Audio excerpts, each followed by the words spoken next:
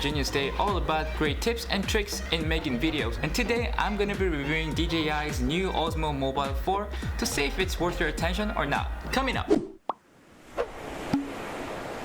There are a few camera setups that one may consider when they're trying to make their videos, whether that's for YouTube or Instagram or even TikTok nowadays. And one of the important factors to consider when you're choosing your camera setup for everyday purposes is portability without sacrificing too much quality. That was one of the most important factors when I was choosing my camera setup for my YouTube videos, which is the main reason why I landed up on Olympus camera setups, because they're really compact. It has 5-axis stabilization, and I've made all my YouTube videos using this camera as my main camera. But carrying around the camera itself kinda became like a planning stage. I still have to carry this big chunk of metal without knowing whether I'm gonna shoot some video or not. So having something small enough to just toss it in your bag and forget about it till you need it will be really great, right? And hence, this new DJI Osmo Mobile 4. And once you fold it, it's only about this big, and for sure maybe I can toss that into my bag, just forget about it till I need it. Hence, I'm going to give it a try to see if this new DJI's Osmo Mobile 4 can fill the gap for my casual uses. And also I'm going to compare my normal setups, which is this camera, and even smaller setups such as GoPro Hero 8. So without further ado, let's just go out, have some fun, make some videos. Yep. And before I start and go out and actually take some footages, let's think about what kind of selfie gadgets we bring along to our weekend trip or picnic or whatever, right? A selfie stick. And I don't know if it's just like a Korean thing or not. How many times do you see a couple in a tourist spot holding a selfie stick with their phones attached because they're too lazy to unclamp their phone away from their stick? So DJI came up with really brilliant idea to solve all this problem. So this is their new clamp. So basically you attach this new clamp, and it even has a direction of your camera lens. All you gotta do is stick this, and now that's something new. But what's even newer to me was that you can even attach your phone to your fridge now, so that you can attach a reminder with your phone. Oh, and also you cannot charge your phone wirelessly while using this magnetic thing.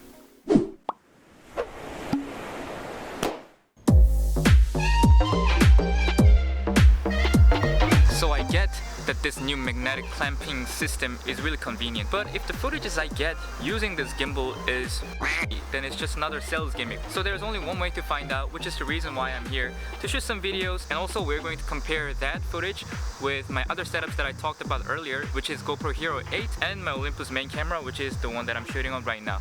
So without any further ado, here's my assistant and we're gonna go shoot. 안녕!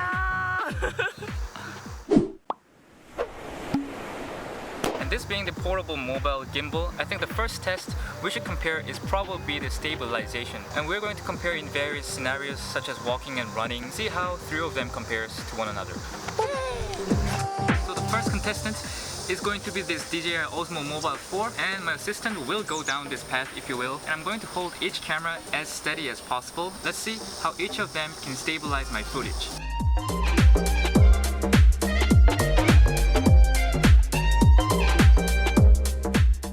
There it was. The second contestant will be the GoPro Hero 8, and I'm going to use Hyper Smooth. Let's see what this can do.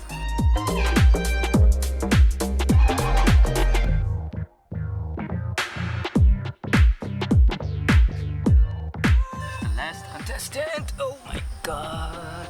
The last contestant will be my good, handy Olympus OMD EM5 Mark II, which is not the newest model, but I'm too broke. What I have is what I have. And same thing again. Let's go.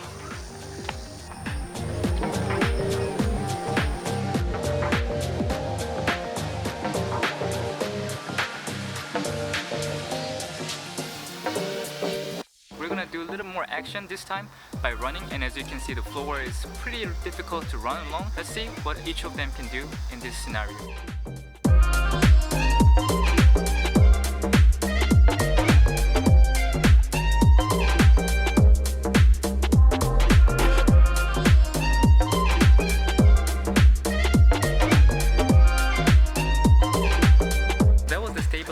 Test. I think honestly, as far as walking is concerned, three cameras did more or less the similar job.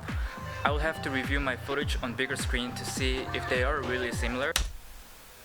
I'm in my editing room on the bigger screen. As far as running is concerned, GoPro looks the best for me and Olympus looks the worst. And this gimbal is somewhere in the middle. And this is obvious once again because this gimbal is only stabilized in the 3 axis. So you'll still be able to see every bit of your step if you're not being careful enough. Whereas GoPro's hyper smooth crops into your image and digitally stabilizes your footage even farther. As far as Olympus is concerned, although it has 5 axis stabilization, the distance the sensor can travel within the camera body is not sufficient enough. So as far as image stabilization goes, I'll give it up to GoPro, but I'm still very surprised with what this little gimbal can do, and I'm excited to see what kind of videos that I can take, maybe with different phone with better IBIS. Now back to the video, let's talk about what other great feature that it has to offer for a solo creator.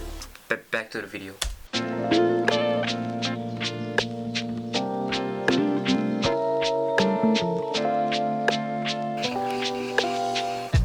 Filming all by yourself is that you have to hold your camera in your arm's length or fix your camera with a tripod, just like what I'm doing right now. But when I leave my camera elsewhere, my motion is limited to where my frame is because my camera is actually not physically going to move and reframe whatever that is I'm doing. But this gimbal has what's called auto tracker, and once you set your subject to track, your phone syncs with your gimbal, so your gimbal will tilt and pan and just follow your subject basically. But this is not something new, however they did update their version. What they call it now is Auto Tracker 3.0. With that, they're claiming they can even track smaller objects such as pets, but I got none of those, so let's go find something to track, see how well it works.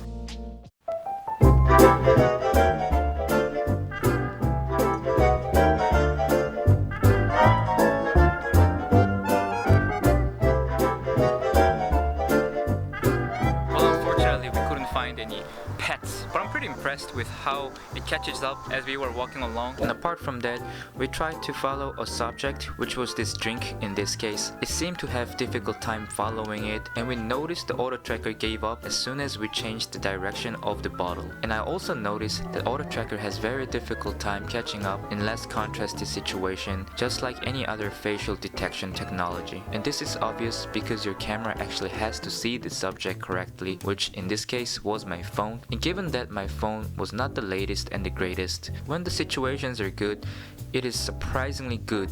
It could even detect and follow my assistant's face from almost 10 meters away.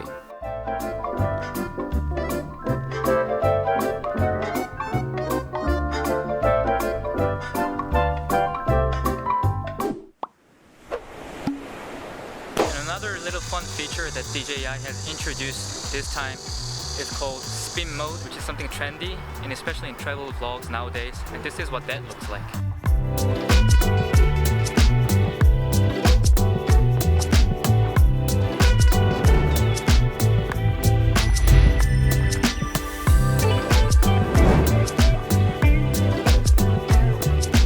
Now let's talk about the conclusion, whether this fills the gap of my main camera setup, which is Olympus, and even lighter and easier setups such as GoPro. And is it worth my money? Am I gonna get it? And my personal answer to that is yes, it does fill the gap between the Olympus and GoPro, but I probably won't buy it. And here is why. Although this folds in a small compact form and it fits into my bag, it is not nearly as small as GoPro. When it comes to more actionable stuff, I think GoPro will have better results compared to this. And comparing this to my main camera, I always prefer using the real camera. And maybe this is because my phone is phone, so I always prefer using camera when it comes to making video. So who do I recommend this for? And if you're just starting out and if you're considering whether you should buy your first camera for video making or not, get this first and practice, because it's still very affordable compared to any other compact cameras, which is $1,000, usually around that much. This is less than 200 bucks, so this is still a very affordable choice if you're just starting out. That's my final thoughts on the DJI new Osmo Mobile 4, which is a pretty long name. And until next time, bye! Bye! Quite sweaty here. I don't know why. I have the AC on, but I'm hot. It's been a while that I talked in front of camera. Maybe that's why.